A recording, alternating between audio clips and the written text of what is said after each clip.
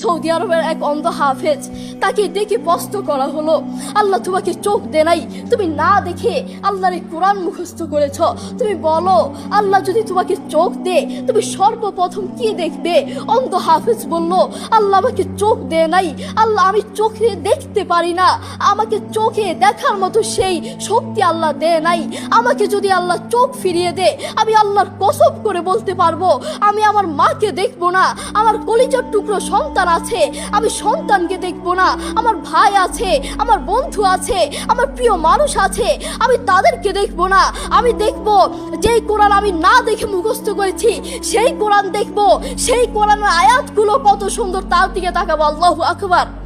আমরা আমাদের কথা বলছি, আমাদের চোখ থাকতে আমাদের কোরআন পড়ার সময় হয় না। আপনি বলছেন আমি ব্যবসা করি, সময় পাই না, কোরআন কোত্থেকে পড়বো? ব্যবসা করি, কোরআন পড়ার সময় পাই না। আমি দোকান করি, দোকানে অনেক কাজ থাকে, বিশ্বাস করুন আমি অনেক ব্যস্ত মানুষ, এজন্য কোরআন পড়ার টাইম পাই না, কোরআন পড়ার সময় পাই না। প্রিয় ভাই, আমি আপনাকে বলতে চাই, আপনাকে সময় কে দিয়েছে? আপনাকে সময় কে দিয়েছে? যেই আল্লাহ আপনাকে সময় দিয়েছে সে আল্লাহর জন্য আপনি কোরআন পড়তে পারেন না। আপনার চেনা ফলমান আসমানের নিচে জমিনের উপর আরেকটাও হতে পারে না। কথা বলেন ঠিক কিনা? দেখবেন মাথায় যত টেনশন থাকুক না কেন সব চলে যাবে।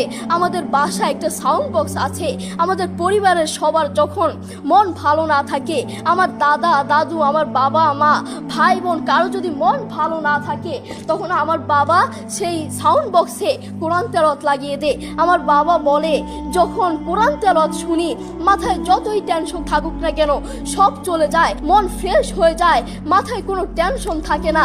আপনারাও চেষ্টা করবেন। আল্লাহ তাআলা বলেছেন আর রহমান আল্লামাল কুরআন খালাকাল ইনসান, দয়াময় আল্লাহ তিনি কোরআন শিক্ষা দিয়েছেন, তিনি মানুষকে সৃষ্টি করেছেন।